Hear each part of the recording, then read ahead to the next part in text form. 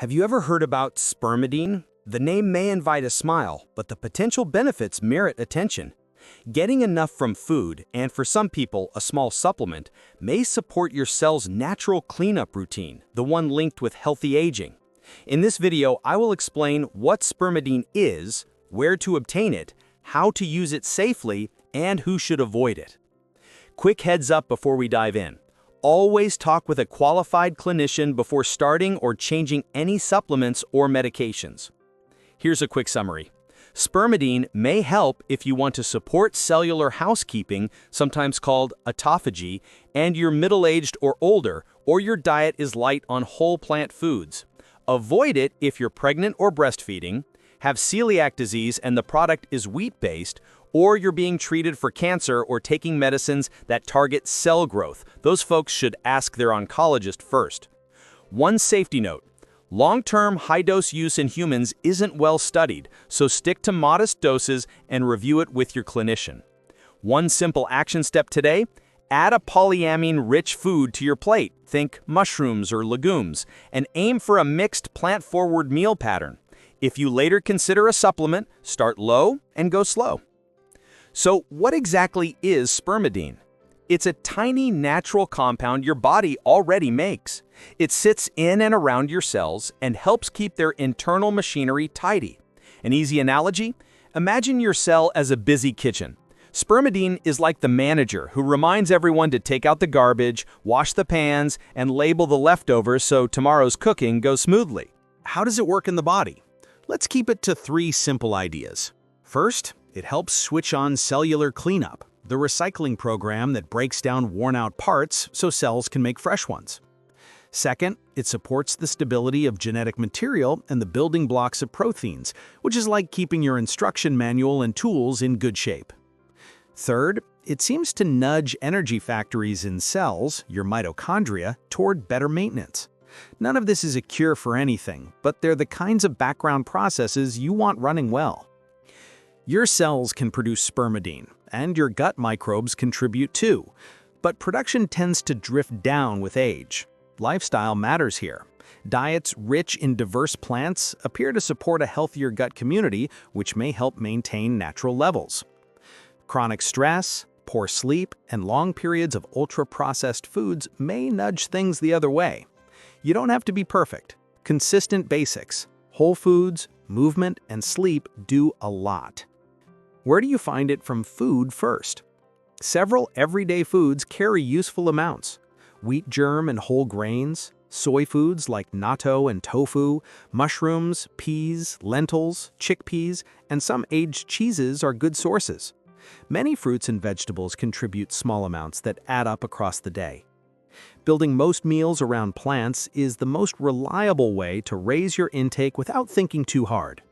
Simple habits help. Swap refined grains for whole grains, add a cup of beans a few times a week, toss mushrooms into stir-fries, and plan a soy-based meal once or twice weekly. If you don't eat wheat or gluten, you can still get plenty from legumes, mushrooms, and soy. Now let's talk supplements.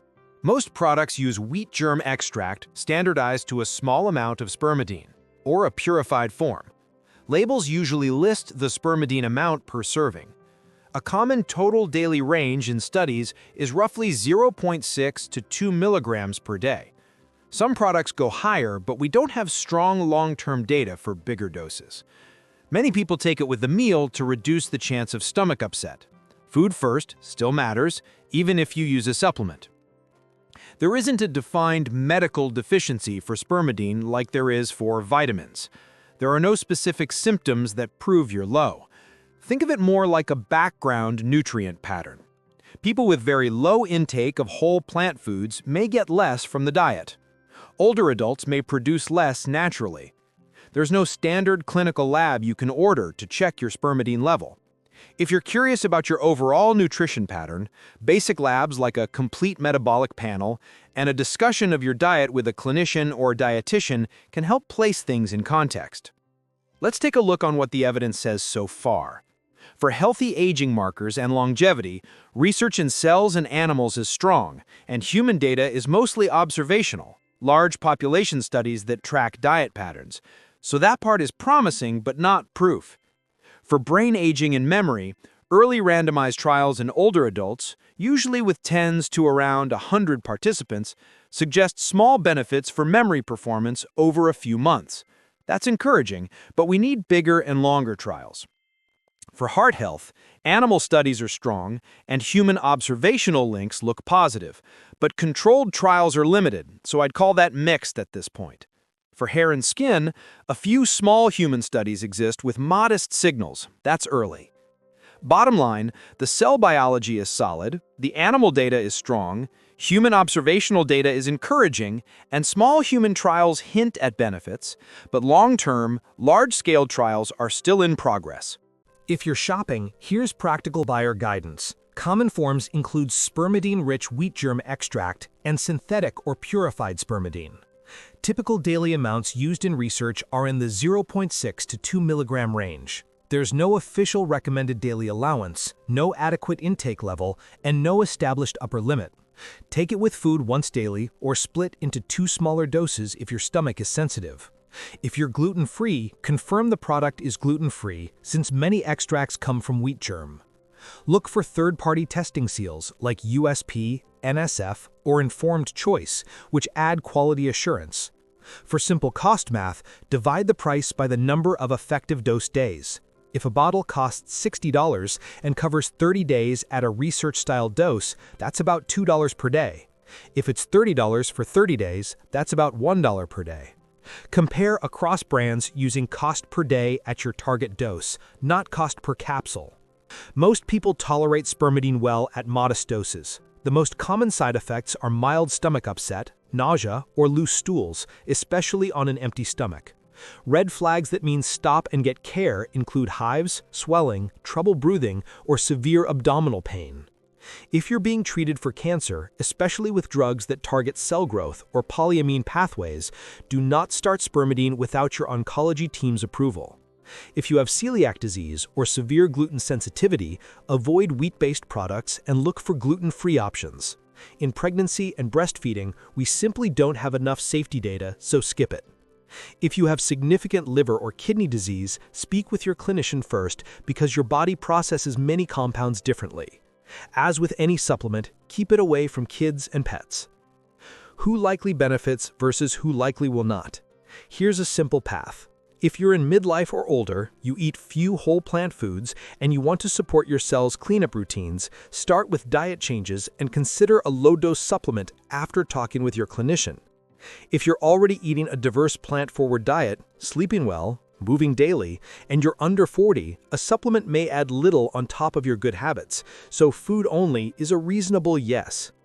If you're pregnant, breastfeeding, in active cancer treatment, or have celiac disease with only wheat-based options available, the answer is no for now. What's new recently? First, small human trials continue to report improvements in memory test scores in older adults over a few months, but the samples are small, and we don't know if that holds over years. Second, early human studies are starting to track markers of cellular cleanup in blood cells after supplementation. Changes look directionally positive, but we don't yet know how that maps to real-world outcomes. Third, the observational link between higher dietary spermidine and healthier aging signals remains consistent across different populations, but that's correlation, not causation. We still need larger randomized trials to show who benefits most, at what dose, and for how long. How to stack spermidine with lifestyle? It pairs well with a Mediterranean-style plant-forward diet rich in legumes, mushrooms, whole grains, seeds, and fermented foods. Regular exercise also stimulates cellular maintenance, so they can complement each other. Good sleep is when much of your repair work happens, so protect it. If a supplement bothers your stomach, take it with your largest meal. There's no clear evidence that it competes with mineral absorption like iron or zinc in a meaningful way at typical doses, but spacing new supplements a couple of hours from sensitive medications is a safe habit. Avoid pairing it with alcohol, which can irritate the gut and may blunt recovery.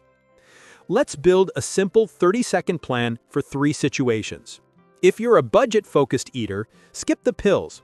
Cook a big pot of lentils once a week, add mushrooms to 2 dinners, choose whole grain bread or oats most mornings, and rotate a soy entree like tofu stir-fry once a week. If you're vegan, you already have great options. Beans, peas, chickpeas, soy yogurt or tofu, mushrooms, whole grains, and fermented foods. You may not need a supplement, but if you try one, pick a gluten-free product and stay in the low-dose range. If you're on cancer therapy or have a history of cancer, do not start Spermidine on your own. Bring it to your oncology team. If they say yes, follow their dose and timing advice closely. Myth versus fact, lightning round. Spermidine is not a fertility supplement and it is not semen. It's a natural compound found in plants and your own cells. More is not better. Modest doses are the studied range and long-term high doses are untested. It does not replace sleep, exercise, or a healthy diet. It works best alongside them. A few last practical notes on timing. Most people take it once daily with breakfast or lunch. If you practice time-restricted eating, take it during your eating window with a meal. On workout days, your body's cleanup signals are already up after exercise, so there's no perfect timing rule. Consistency matters more than the clock. Let's recap. Spermidine is a natural compound your body makes that helps with cell housekeeping. You can raise it through food by focusing on legumes, mushrooms, whole grains, soy, and fermented foods. Supplements exist, and typical daily amounts are around 6 to 2 milligrams, taken with food. The strongest evidence is in lab and animal studies. Human research is encouraging but still early, especially for memory and healthy aging markers. Safety looks good at modest doses for most adults, but avoid it in pregnancy, breastfeeding, active cancer treatment without approval, and if you need gluten-free and only wheat-based products are available. The smart move is food first, then a cautious supplement trial if you and your clinician agree. If you've tried Spermidine, share your experience in the comments below, and let us know what supplement you would like to learn about it next.